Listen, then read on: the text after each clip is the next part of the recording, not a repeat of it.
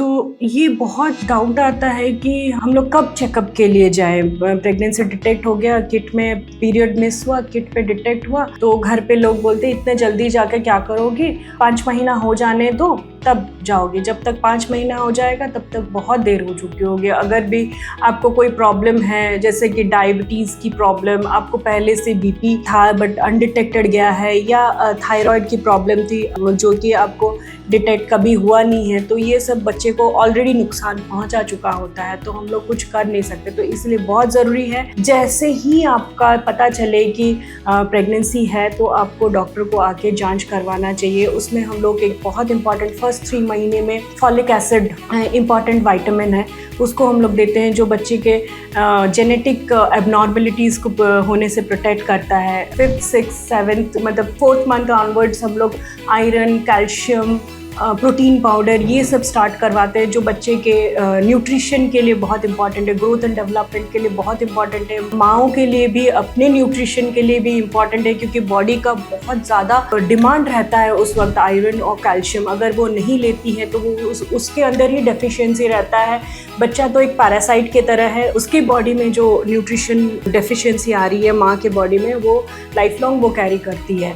ये बहुत इंपॉर्टेंट है। आजकल ये बहुत बड़ा प्रोग्राम है 1000 days of iron and calcium, ये लेना बहुत ज़रूरी है। उसके साथ प्रोटीन, बैलेंस्ड डाइट, ये हो गया। ANC चेकअप जो आपको एंटीनेटल चेकअप होते हैं वो टाइम टू टाइम मंथली आपको आना होता है, लेकिन वो case to case basis different होता है। अगर आपका हाई रिस्क प्रेगनेंसी है तो बहुत फ्रिक्वेंटली चेकअप्स के लिए भी, वैसे तो महीने दर महीने होता है, लेकिन 15 डेज़ के एक बार, मतलब वो डिपेंड करता है, वो डॉक्टर आपको जैसे सलाह देंगे। नॉर्मल प्रेगनेंसी में महीने में एक बार चेकअप के लिए आना होता है, एंड जब आपका 28 वीक्स हो जाता है, मतलब 7वें महीने, 7.5 महीने के बाद आपको 15 डेज़ पे बुला सकते हैं आपके डॉक्टर। तो ये चेकअप आपको मेंटेन करना बहुत ज़रूरी है। बहुत सारी चीज़ें हम लोग प्रिवेंट कर पाते हैं जिसमें हम लोग को मदर एंड बेबी का जो आउटकम है वो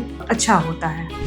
प्रेगनेंसी में इमरजेंसी क्या क्या आ सकते हैं आपको, जैसे कि आपका वाटर लीकेज हो जाना, या फिर खून आना, ब्लीडिंग प्रेगनेंसी में नहीं होना चाहिए, ब्लीडिंग आना, जैसे हेडेक, सीवियर हेडेक आपका हो रहा है, बार बार आपको पेशाब की जलन, या फिर बार बार आपको पेशाब लगना, इन्फेक्शन, नीचे में वेजाइनल इन्फेक्शन रह रहा है, देन आपको बहुत ज़्यादा वॉमिटिंग हो रहा है, वॉमिटिंग की वजह से आप एकदम बेहोश हो जा रहे हैं, डिहाइड्रेटेड हो जा रहा है, आपका बॉडी एकदम एक्सट्रीम वीक हो जा रहा है। तो ये सब इमरजेंसी कंडीशन है जिसमें कि आपको चेकअप डेट के लिए आपको रुकना नहीं है, आपको इमीडिएटली इमरजेंसी में इन्फॉर्म करना है।